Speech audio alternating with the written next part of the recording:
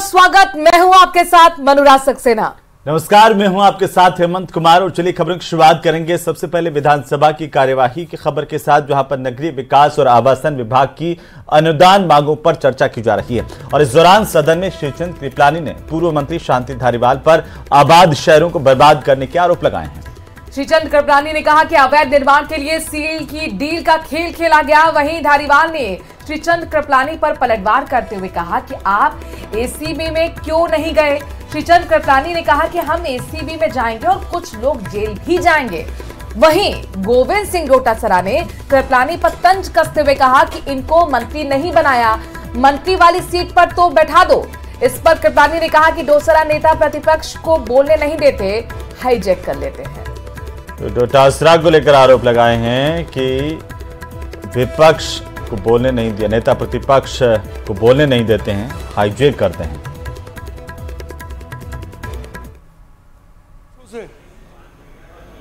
जब राजस्थान में कांग्रेस पार्टी की सरकार थी,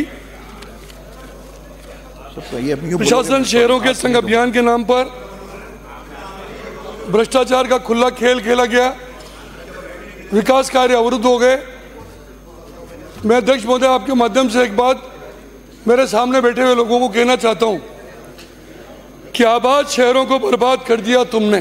धारीवाल साहब, आबाद शहरों को बर्बाद कर दिया तुमने।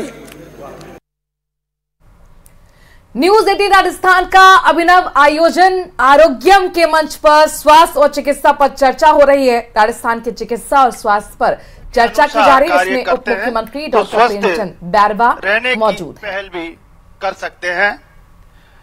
स्वास्थ्य सेवा या हेल्थ कैरियर का अर्थ बीमारी की रोकथाम और उपचार करना है। स्वास्थ्य सेवा चिकित्सा, दंत चिकित्सा, आयुर्वेदिक, होम्योपैथी, यूनानी, नर्सिंग और स्वास्थ्य से पेशेवरों द्वारा सेवा भाव से की जाती है। मूलभूत ढांचे की कमी और स्वास्थ्य सेवाओं की उपलब्ध लाभों की जानकारी का अभाव देश में सबको स्वास्थ्य सेवाएं उपलब्ध कराने में सबसे बड़ी बाधा है। इन बाधाओं को दूर करने के लिए हमारी डबल इंजन की सरकार कटिबद्ध है। इसके लिए केंद्र सरकार द्वारा राष्ट्रीय स्वास्थ्य मिशन, आयुष्मान योजना, आयुष्मान भारत स्वास्थ्य एवं वेलनेस केंद्रों की स्थापना, प्रदेश सरकार द्वारा मुख्यमंत्री आयुष योजना संचालित हो रही है। प्रदेश में हमारी सरकार के गठन के बाद चिकित्सा एवं स्वास्थ्य के क्षेत्र में अजमेर में आयुर्वेदिक विश्वविद्यालय। और इसी बीच सबसे बड़ी खबर मिल रही है, जहां पर जुबेर खान की तरफ से बड़ा बयान दिया गया है। कहा कि नगरीय निकायों के साथ चुनाव जो सीधे चुनाव करवाए जाएं, पाड़ेबंदी की परंपरा खत्म हो जाएगी, ये कहना जुबेर खान का। पार्षदों को खरीद दिया जाता है और उनके रिश्तेदारों पर दबाव बनाया जाता है, ये आरोप भी लगा रहे हैं जुबेर खान। सीधे निकाय प्रमुख चुने जाएंगे तो जनता का पैसा बचेगा, ये बात कहते हुए भी नजर आए। विधायक का नगर पालिकाओं में कोई दखल नहीं है, ईओ और चेयरमैन की मिलीभगत से खेल चल रहा है। तो रामगढ़ से विधायक जुबेर खान का ये बड़ा बयान। कहा विधायक का नगर पालिकाओं से कोई दखल नहीं है, नगर पालिकाओं में और ईओ और चेयरमैन की मिलीभगत से खेल चल रहे हैं। क्या कुछ कहा, सुनिए। चुनाव हो रहा है ना, मेयर का, सभापतियों का राजस्थान सरकार क्यों नहीं करा रही? एक बार कराए थे अशोक गहलोत की सरकार ने, वसुंधरा जी ने आके रोक दिए वो। उसके बाद ऐसा क्या बोलूं मैं, सब तो यहां वो नहीं बोल सकता। सरकारों को ये लगता है कि भाई पार्षद बनेंगे, इनको मैनिपुलेट कर लेंगे, खरीद लेंगे, इनके रिश्तेदारों पे दबाव देंगे जो सरकारी कर्मचारी है, और जो भी सत्ता में हम बोर्ड बना लेंगे। क्यों नहीं डायरेक्ट चुनाव कराते? कितना भ्रष्टाचार होता है मेयर में, सभापतियों में। चलिए खबरों में आगे बढ़ते हैं और मौसम का जरा आपको अपडेट देते हैं। दौसा जिले में इस वक्त झमाझम बारिश हो रही है। यहां पिछले 48 घंटे में 10 इंच बारिश दर्ज की गई है। तो दौसा के पास ही मित्रपुरा गांव में बारिश की वजह से हालात बेहद खराब नजर आए। तस्वीरें दौसा की आपकी टीवी स्क्रीन पर। पानी निकासी की व्यवस्था नहीं होने से पूरे गांव में पानी भर गया, लोगों को परेशानी का सामना करना पड़ा। मित्रपुरा गांव की तस्वीरें हैं। मेडिकल कॉलेज का निर्माण हुआ, लेकिन प्रशासन ने गांव से पानी निकासी के लिए नाला नहीं बनाया और इसकी वजह से गांव में जल जमाव की स्थितियां पैदा हो गई है। 10 दिन पहले भी बारिश की वजह से कुछ ऐसे ही हालात नजर आए थे, लेकिन प्रशासन ने पानी निकासी के लिए वैकल्पिक इंतजाम किए थे। लेकिन अब पिछले 48 घंटे में जोरदार बारिश होने से हालात बदतर नजर आ रहे हैं। हालात ये है कि कोई व्यक्ति गांव में नहीं जा पा रहा है। ये तस्वीरें ड्रोन से ली गई हैं और पूरा गांव आपको तस्वीरों में दिख रहा है पानी में डूबा हुआ। गांव में फिलहाल पानी भर जाने के कारण स्कूल तक बंद हैं। लोग अपने काम धंधे पर नहीं जा पा रहे। हालात ये है कि गांव में खाद्य सामग्री का भी संकट होने लगा है। वहीं प्रशासन की बेरुखी से ग्रामीणों में आक्रोश है। 24 घंटे में पानी निकासी की व्यवस्था नहीं होने पर नेशनल हाईवे 24 पर जाम जैसे हालात बन गए हैं। और ये एक्सक्लूसिव तस्वीरें दौसा की। भारी बारिश के बाद दौसा की स्थिति का सीधा आकलन, और ये तस्वीरें आपकी टीवी स्क्रीन पर। ड्रोन प्राइस हम हनीमून पे ना यूरोप टूर पे चलेंगे। हाँ बेबी चलेंगे ना, 4-5 साल में बिल्कुल चलेंगे। 4-5 साल? आज तक की सारी सेविंग्स तो आज ही खर्च होगी ना हमारी आने वाली। बहरहाल इस पूरे गांव का संपर्क जिला हेडक्वार्टर और बाकी के गांव से टूट चुका है। हालात ये हो गए हैं कि बच्चे स्कूल नहीं जा पा रहे, लिहाजा स्कूलों को बंद करना पड़ रहा है। लोगों को भी घर से निकलने में मुश्किलें हो रही हैं। खाद्य संकट भी गहराता हुआ नजर आ रहा है। अब नेशनल हाईवे 24 पर जाम लगाने की चेतावनी यहां पर लोग दे रहे हैं। साफ तौर पर उनका कहना कि यहां पर हालात अब बेहतर किए जाए, निकासी पानी की जाए।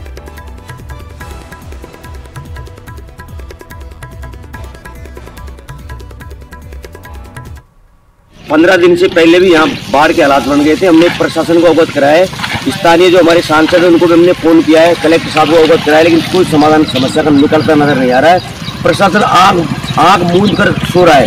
मेडिकल कॉलेज नाले के निर्माण कर दिया, नाले जो परंपरागत नाला था हमारा उसमें कॉलेज बढ़ गए, और जो वर्तमान जो व्हीकल की व्यवस्था करी गई है उसको इसने कंपनी ने उसको नाले को तैयार नहीं किया, इसलिए समस्या हो रही है।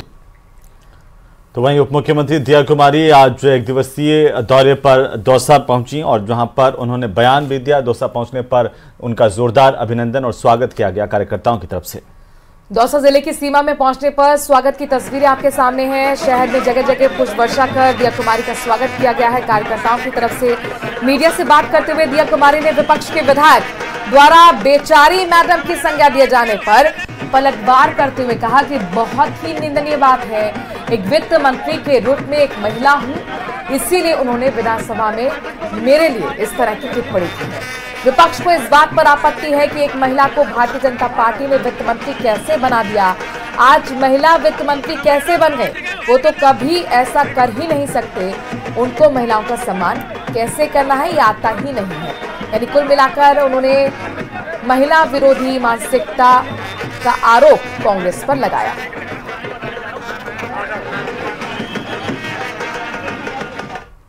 ये निंदनीय बात है। एक वित्त मंत्री, क्योंकि मैं महिला हूं इसलिए मुझे उन्होंने इस तरह की टिप्पणी की है विधानसभा में। उनको बहुत आपत्ति है, एक महिला को भारतीय जनता पार्टी ने वित्त मंत्री कैसे बना दिया। आज महिला उप मुख्यमंत्री कैसे बन गई? वो तो कभी ऐसा कर ही नहीं सकते। उनको महिलाओं का सम्मान कैसे करना है वो आता ही नहीं है। इससे पहले भी जब उनकी सरकार थी उस समय उनके मंत्री ने विधानसभा में बोला ये तो मर्दों का प्रदेश है, यहाँ पर तो अगर बलात्कार हो रहा है तो कोई गलत बात नहीं। जो इस तरह के स्टेटमेंट्स देते हैं और जो पार्टी इस तरह की मानसिकता रखती है उनसे हमें क्या उम्मीद हो सकती है। और इस बीच बड़ी खबर भीलवाड़ा से आ रही है। अवैध कोयले की भट्टियों पर प्रशासन का पीला पंजा चला है। कलेक्टर नमित मेहता के आदेश पर राजस्व अधिकारियों की बैठक हुई थी। बैठक में कोयले की भट्टियों को ध्वस्त करने के निर्देश मिले थे। और इसी को लेकर के करेड़ा उपखंड इलाके से ये जो तस्वीरें सामने आई है भीलवाड़ा जिले की, जहां पर जिला कलेक्टर के आदेश पर राजस्व अधिकारियों की बैठक में फैसला किया गया और इसके बाद कोयले की इन भट्टियों पर प्रशासन का पीला पंजा चला। अवैध भट्टियों को ध्वस्त किया गया बुलडोजर के जरिए। करेड़ा उपखंड क्षेत्र के रामपुरिया गांव का यह मामला, जिसकी तस्वीरें जहां पर पीला पंजा चला करके प्रशासन ने अवैध कोयले की भट्टियों को ध्वस्त कर दिया है।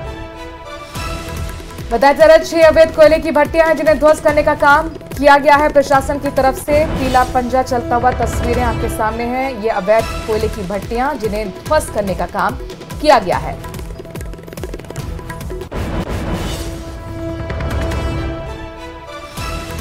भीलवाड़ा से बड़ी खबर, तस्वीरें आपकी टीवी स्क्रीन पर। किस तरीके से बुलडोजर चला करके इन भट्टियों को तोड़ा गया है।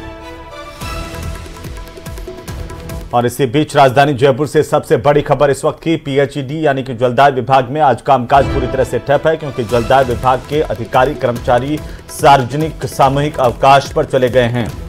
आज से सभी अधिकारी कर्मचारी सामूहिक अवकाश पर गए हैं। मुख्य अभियंता के साथ साथ अधीक्षक अभियंता से लेकर कनिष्ठ अभियंता आज सामूहिक अवकाश पर हैं। तो आईएन जेएन एक्शन तमाम अधिकारियों के साथ साथ कर्मचारियों ने भी सामूहिक अवकाश आज ले लिया है विरोध स्वरूप। और क्योंकि जलदाय विभाग का निजीकरण करने को लेकर के जो खबरें चल रही हैं उन पर विभाग के कर्मचारी अधिकारी आक्रोशित हैं।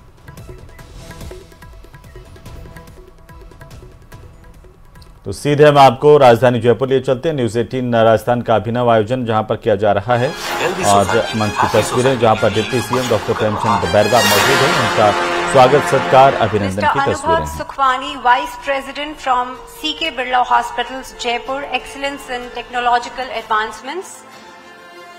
एक बार जोरदार तालियां। तकरीबन 52 वर्षों से ज्यादा स्वास्थ्य जगत में सार्थक योगदान दे रहे सीके बिरला हॉस्पिटल्स में world class health care infrastructure है।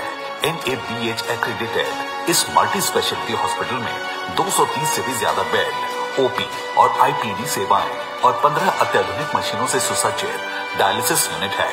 CK Birla hospitals RBH Jaipur बेहतर विजन और मिशन के साथ काम कर रहा है। Dr. Bharat Raj Purohit, CEO HCG Cancer Center, and Dr. Advesh Agarwal from HCG Cancer Center Jaipur, excellence in cancer care. North India में कैंसर केयर का स्पेशलिस्ट और लीडिंग सेंटर है HCG कैंसर सेंटर जयपुर। यहाँ के expert medical professionals की team cancer के अंधेरे को दूर करके जिंदगी में खुशियों का उजाला लाने में मददगार बन रही है। वर्ल्ड क्लास मेडिकल इंफ्रास्ट्रक्चर के बीच एडवांस्ड फैसिलिटी देने वाले HCG कैंसर सेंटर जयपुर में कई तरह की उन्नत सुविधाएं भी हैं। HCG कैंसर सेंटर जयपुर के सराहनीय प्रयासों को न्यूज 18 का सलाम। And now I would like to call upon Fortis team, Fortis Hospital and team, Fortis Escorts Hospital Jaipur. Global health care standards पर खरा उतरकर राजस्थान के मेडिकल सिस्टम को ऊंचे पायदान पर ले जा रहा है Fortis Escorts hospital Jaipur. Rajasthan के टॉप एंड लीडिंग हॉस्पिटल्स में शामिल फोर्टिस एस्कॉर्ट्स हॉस्पिटल हमेशा बेहतर इलाज और देखभाल प्रदान करने के प्रति अपनी अटूट प्रतिबद्धता के लिए जाना जाता है। स्टेट चलिए खबरों में आगे बढ़ते हैं। राज्यसभा सांसद मदन राठौर को बीजेपी प्रदेश अध्यक्ष नियुक्त कर दिया गया है। बीजेपी महासचिव संगठन अरुण सिंह ने मदन राठौर का नियुक्ति पत्र जारी किया है। तो विधानसभा उपचुनाव से ठीक पहले संगठनात्मक ये बदलाव हुआ है और नियुक्ति कई मायनों में काफी अहम मानी जा रही है।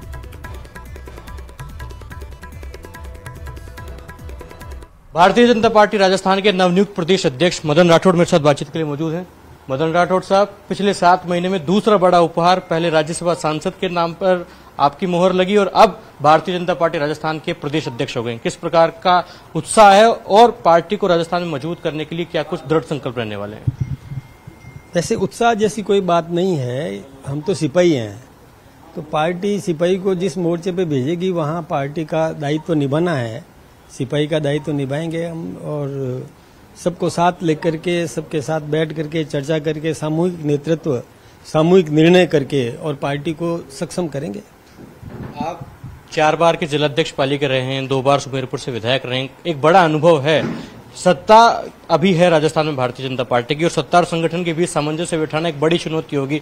उसको पार पाने के लिए किस प्रकार की तैयारियां रहेगी? निश्चित रूप से ये बात सही है कि डबल इंजन की सरकार है, तो सबके साथ बैठ करके, और मैंने पहले भी आपसे निवेदन किया कि हम सामूहिक निर्णय करेंगे, सबके साथ बैठ करके चर्चा करके और समन्वय स्थापित करके और निर्णय करेंगे और निश्चित रूप से सबका पूरा सहयोग मिलेगा। जो कुछ भी पार्टी ने हमको दिया है, पार्टी हमसे जो अपेक्षाएं करती है उसको हम पूरा करेंगे। मदन राठौड़ साहब के सामने सबसे बड़ी जिम्मेदारी तो प्रदेश अध्यक्ष की कमान संभालने के बाद 5 सीटों पर होने वाले उपचुनाव है, क्योंकि 5 सीटों पर भारतीय जनता पार्टी फिलहाल जीती हुई नहीं है और अब उपचुनाव है, तो ये उम्मीद रहेगी कि वहां विजयश्री हासिल हो। उसके लिए क्या कुछ रोड मैप बनाएंगे? देखिए, पिछली बार छोटी मोटी कोई भी भूल हुई होगी तो हम बैठ करके उसका समाधान भी कर लेंगे और समन्वय से हम सब कुछ ठीक कर लेंगे। साथ में बैठ करके निर्णय करेंगे। पूरी पार्टी एकजुट रहेगी। पहले के अध्यक्ष जी ने भी बहुत अच्छे काम किए और वो भी हमारा पूरा साथ देंगे। पूरी ताकत के साथ सभी नेतृत्व के वरिष्ठ नेताओं के साथ मिलकर के राय मशविरा करके ही कोई निर्णय लेंगे। मदन राठौड़ भारतीय जनता पार्टी के नवनियुक्त प्रदेश अध्यक्ष हमसे बातचीत कर रहे थे। काफी उनके समर्थक मौजूद हैं जो कि उनका स्वागत करने के लिए आए हैं। एक जश्न का माहौल है और मदन राठौड़ साफ तौर पर कह रहे हैं कि जितनी भी प्रकार की जिम्मेदारियां अब तक सौंपी गई हैं उसको बखूबी निभाते आए हैं। तो वहीं राजस्थान में होने वाले उपचुनाव से पहले भाजपा संगठन ने प्रदेशाध्यक्ष और प्रदेश प्रभारी को बदल दिया है। राज्यसभा सांसद मदन राठौड़ नए प्रदेश अध्यक्ष बन गए हैं, तो वहीं बीजेपी प्रदेश अध्यक्ष मदन राठौड़ ने पूर्व अध्यक्ष सीपी जोशी से मुलाकात की। सीपी जोशी ने साफा पहनाकर राठौड़ का स्वागत किया। देश ही नहीं, देश में भी जब संगठन का कोई काम था, चुनाव थे, तो एक डेढ़ महीना तक उन्होंने पार्टी के लिए प्रचार और प्रसार किया और जब कभी पार्टी ने मौका नहीं दिया तब भी कभी विमुख नहीं हुए और पार्टी ने उनको राज्यसभा के माननीय सदस्य भी मनोनीत किया और आज राजस्थान जैसे बड़े प्रदेश के अध्यक्ष के रूप में हम सबका मार्गदर्शन करेंगे। ये हम सब लोगों के लिए सौभाग्य की बात है कि एक वरिष्ठ नेता जिनका एक लंबा अनुभव है राजनीति का, उनका मार्गदर्शन हम सब लोगों को मिलेगा। मैं हमारे शीर्ष नेतृत्व का इसके लिए बहुत आभार प्रकट करता हूँ। क्या कोई बातचीत सर आपसे मुलाकात हुई है, तो क्या राजस्थान में नए मुद्दे हैं? देखिए, ये तो एक बड़े भाई के छोटे भाई से मुलाकात है और निश्चित रूप से आपके मार्गदर्शन में आगामी कार्यक्रम, आगामी जो हमारे पूरे प्रदेश में होने वाले दौसा के मेहंदीपुर बालाजी थाना क्षेत्र में खातेदार ने शमशान तक जाने का रास्ता देने से इनकार कर दिया और इसी के चलते महिला के शव का अंतिम संस्कार करने जा रहे लोग बीच रास्ते में ही अर्थी लेकर बैठ गए। हालांकि सूचना मिलने पर बालाजी थाने के duty officer head constable Devendra Sharma जाब्ते के साथ मौके पर पहुंचे, ग्रामीणों को समझाया, लेकिन ग्रामीण शमशान का रास्ता देने की मांग पर अड़े हुए हैं। आपको बता दें कि मेहंदीपुर बालाजी थाना इलाके के पाडली गांव में 55 साल की कंचन देवी की साइलेंट अटैक आने से आकस्मिक मौत हो गई थी। फिलहाल मृतका के परिजनों और ग्रामीणों ने अर्थी को बीच रास्ते में रोक रखा है और प्रशासन से शमशान भूमि तक का रास्ता देने की मांग की जा रही है।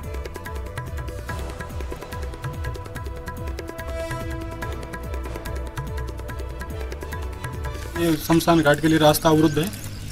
2 लोगों का खेत हैं, दोनों ने अवरुद्ध कर रखा है मामला, और जो पहले बड़े बड़े निकलते थे वहाँ से भी अवरुद्ध है और पुलिस प्रशासन आया है, बैरू जयराम, इन्होंने रास्ता अवरुद्ध कर रखा है।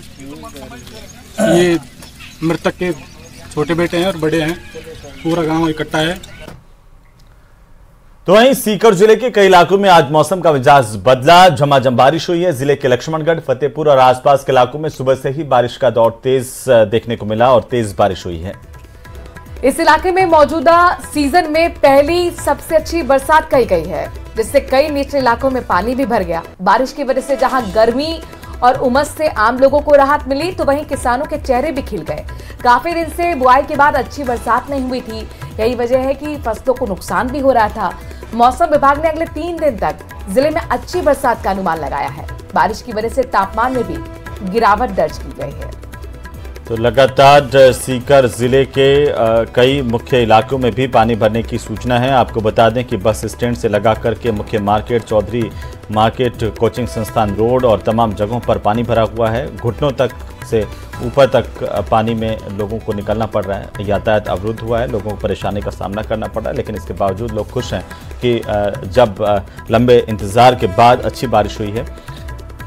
किसानों के चेहरे पर भी खुशी है क्योंकि बुआई का मौसम चल रहा है। जो तस्वीरें हैं वो प्रशासन के दावों की और व्यवस्थाओं की पोल खोलती हुई नजर आ रही हैं। आप देखिए वाहन जो हैं वो पानी में किस तरीके से डूब गए हैं। खबर ले रहे हैं, जहां पर पिछले 3 दिन से सफाई व्यवस्था पूरी तरह से ठप पड़ी है। दरअसल सफाई कर्मचारी हड़ताल पर चले गए हैं। अपनी मांगों को लेकर अब आंदोलन करने की चेतावनी भी दी गई है। तो सफाई कर्मचारियों का यह कहना है कि जब तक उनकी मांगे नहीं मानी जाएगी तब तक उनका आंदोलन जारी रहेगा। और करीब 8,500 सफाई कर्मचारियों के लिए इस आंदोलन में आह्वान किया गया था प्रदेश भर से पहुंचने का, जिनमें से 80% से ज्यादा इस आंदोलन में पहुंचने का दावा किया गया है। वहीं जयपुर ग्रेटर नगर निगम और हेरिटेज में रोजाना उठाए जाने वाला करीब 25 टन कचरा इस हड़ताल की वजह से नहीं उठ पाया है, जिससे बारिश के मौसम में शहरवासियों के लिए ये कचरा सिरदर्द बना हुआ है। और आज सफाई कर्मचारियों की तरफ से चारदीवारी के भीतर एक जुलूस निकाला नगर निगम हेरिटेज में। सबसे पहले हवा महल से होते हुए छोटी चौपड़ और फिर त्रिपोलिया गेट और छोटी चौपड़ तक रैली भी निकाली गई।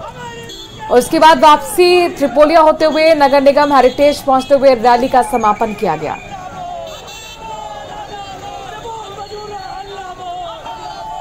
और इसी के साथ ही इस बुलेटिन में फिलहाल इतना ही। आगे देखिए 100 गांव शहर की खबरें। नमस्कार।